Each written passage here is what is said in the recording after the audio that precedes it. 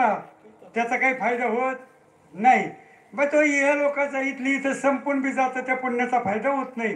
त्याला निष्काम पुण्य लागतं. निष्कामतानीच दृष्टी अनंत पुण्य कोट्यानुकोटी रोकड्या नाही साठवाटीचे होय भेटी हरिप्रियाची. हरिप्रियाची म्हणजे संतांची. जेव्हा सकाम पुण्य नाही निष्काम पुण्य आमच्याकडे असतं तेव्हा मला संतांची भेट होते.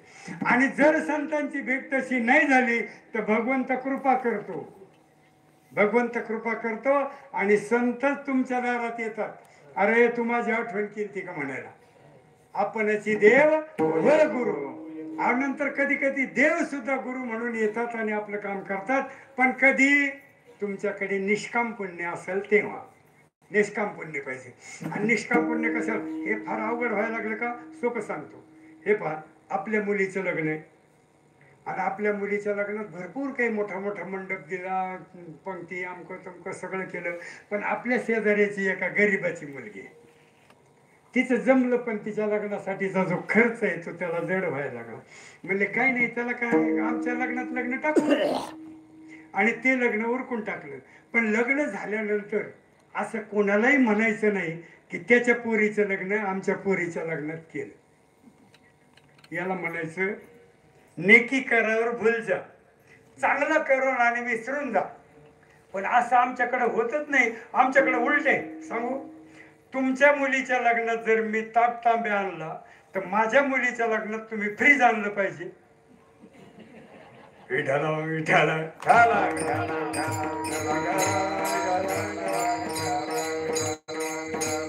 हे असलंच चालू आहे सध्या.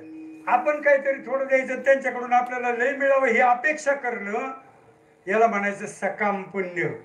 सकाम पुण्य. निदान साडीला साडी शालीला शाल का होईना पण मिळेल त्यांच्याकडून आपल्याला येत असतं म्हणून आपण करू. यानं कधी देव भेटत नाही ना संत भेटत नाही. आणि त्याच्यामुळे आम्हाला ओळखायला येत नाही. देव कळत नाही. देव तर कोणालाच कळत नाही. देव काय असं कोणाला येऊन भेटत नाही. आणि बोल बेटा तेरा अजिबात नाही. असा कधी देव कोणाकडे आलेला नाही. चुकून तुमच्याकडे कोणाकडे आला असला तर माझी ओळख करून द्या. मला काही अजून भेट झालेली नाही. काय माहितीये का, देव आहे ना, तर ज्ञानेश्वर माऊलींचा अभंग इतका सुंदर आहे, मला आवडलेला सांगतो. सत्य ज्ञानानंत गगनाचे प्राभरण नाही रूपवर्ण गुणजेत तो रे श्रीहरी पाहिला डोळे भरी पाहता पाणी दुरी सारोनिया. काय विचार कर ना. सत्य ज्ञान अनंत गगनाचे प्रावरण हे 4 गुण हा आहेत. आता नाही रूप नाही वर्ण नाही गुण जेथ असा 7 गुणाचा जो भगवंत आहे ना तो भगवंत आहे. मला सांगा बरं, आता आपल्या देव आपण ज्याला देव म्हणतो तर ह्या 7 गुणात बसत नाही म्हणजे आम्हाला देवच कळाला नाही. बर, दुसरी गोष्ट अशी आहे की साधू संत असो देव असो या सगळ्यांचे ऋण आपल्यावर आहेत आणि त्या ऋणातून आपल्याला मुक्त व्हायचं असतं. महाराज तुम्हाला तर सगळं माहीत आहे.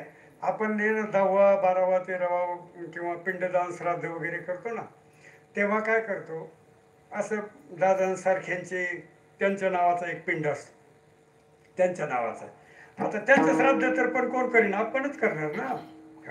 म्हणजे भगवान बाबा वामन भाऊ नगद नारायण महाराज यांचं श्राद्ध तर पण आपल्याला करावं लागतं. त्याच्याशिवाय आपलं होत नाही बरं का. हो, मग ते आज म्हणजे आजोळकडे आणि इकडे दोन्हीकडे किती होऊ द्या, ते 14 15 18 पिंड काय व्हायचे ते होऊ द्या. पण जर का गुरूंचा पिंड नसेल, संन्यासी गुरु आहेत, तर त्यांचा पिंड कोण दे.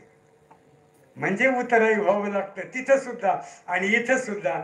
मग काही गोष्टी अशा आहेत की एक तर पितरांचं, दुसरी गोष्ट साधू संतांचं, तिसरं देवाचं आणि मग बाकीच्या अजून देशाचं वगैरे समाजाचं असे ऋण भरपूर वाढतील. पण हे 3 ऋण महत्वाचे. या 3 ऋणातून मुक्त होता येत नाही. परंतु असं नाही व्हायचं मुक्त होता येत नाही म्हणल्यावर करायचंच नाही. प्रयत्न तर करावा. प्रयत्न करायचा नाही झालं तर नाही झालं हरकत नाही, पण प्रयत्न करावा या ऋणातून मुक्त होणे. आणि ऋणातून मुक्त होण्याचंच हे 20वं वर्ष आहे. आपण जे करतोय ते हे त्यांच्या ऋणातून मुक्त होण्याचंच हे 20वं वर्ष आहे की आपण त्यांच्या ऋणातून कुठे ना कुठेतरी उतराई व्हावं म्हणून आपण हा सप्ताह नामस्मरण वगैरे करतो. देवाचं नाम घेतल्यानं देवाच्या ऋणातून मुक्त होता येईल. साधू